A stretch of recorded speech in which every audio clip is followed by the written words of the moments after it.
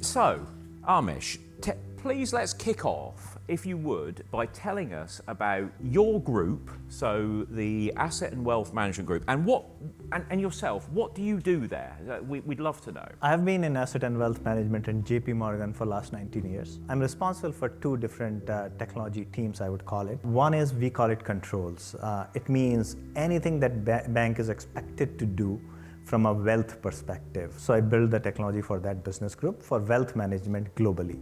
So we are building technology for affluent clients. I don't think we can afford to give a white glove service to affluent client. And that has changed the game in terms of the technology organization. We have to serve now millions of customers versus few 100,000. And that has changed how we operate, how we scale, what we build, how we test. And AI is front and central of us, because if we want to go into the space of affluent, we have to change how we do the technology. I know in financial services organizations, you have things still running on mainframes right up to sort of cutting edge. Can you talk to us a little bit about how that works in the asset and wealth management space, and you know, what sort of generations of technology do you have to deal with on a sort of daily basis? Sure. I would say the most important system in any wealth industry is your accounting platform, because that's your books and records. Unfortunately, all those accounting platforms, with the exception of very few which have very recently come, are all mainframe. To change a mainframe, which has been running for 40 years, servicing billions of dollars or trillions of dollars in case of JPMorgan every day in transaction volumes, is not even $1 million project, not even $100 million project. It's $1 billion effort to change the accounting platform. Multi-year, no guarantee of success. How are you adopting sort of new technologies, like Mike was talking about? Are we getting any AI dealing with people? Am I actually talking to an AI bot when I bank with you? In wealth management, you may not be directly talking to a bot, but some of the processes behind the scene, it used to be, I would say, 5 people serving you. We are trying to automate and reduce that human touch points to minimum possible. In some cases, yes, we are trying to replace some of the tasks. I still remember in that presentation there is bot making a decision on the loan. If the decision is small dollar, it doesn't need to go through a supervisor. We are letting it go through the machine.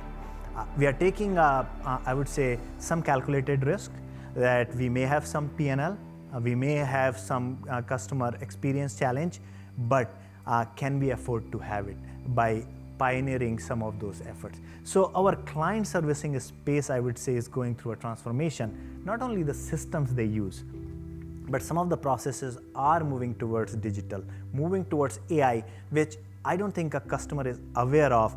The guts of this organization is changing in the middle. You know, what have you seen as the challenges and the opportunity of automation? Where do you have to use it? Where have you run into problems? What's the story there? So I think the challenges are complexity of technology platforms, unique technology platforms, interconnected systems, and large book of work that needs automation. Automation is expensive. I think automation is, people say 10% on paper. It turns out to be 30%. When you realize the impact it has on your software lifecycle, it's even bigger. Let's develop on that, because a lot, particularly financial services, tier 1 financial services organizations, but lots of organizations, have sort of had mandates around, rather than bringing in, let's say, automation technologies, there's been a focus on, we will build our own using open source. What did JPMorgan say about this, and what are the do's and don'ts of using open source technology and its cost? Just like you, we also absolutely love open source. We like to experiment. Our developers love to look at it. Our product owners love to look at it. I think when you have something running in a live system and you are hit with the bottleneck, you need help. If you have a live system, your transaction is dependent on that. Your money transfer is dependent on that. You need some support. So I love companies which have kind of adopted open source and kind of provide some customer service around it.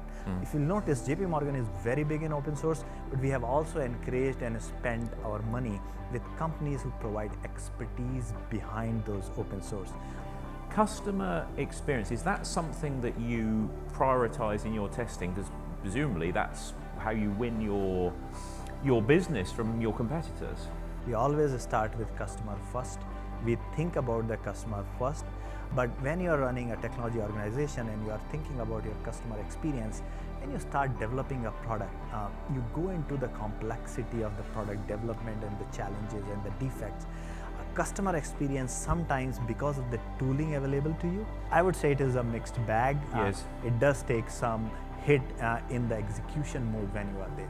Could you talk a little bit about what are the priorities of JPMorgan, of the asset and wealth management, but also what are your priorities and where is that sort of trending in the future? I would say digital first, because clearly we want our client servicing organization to do a value add service. Some of the routine tasks of booking a trade or cross-checking a trade, I think machine can do better. They can do a better job in talking to a customer, understanding their needs, pitching in a better product for them. If we are going full on with digital, I think the backbone has to be smart technologies, not only traditional systems, but systems built through AI.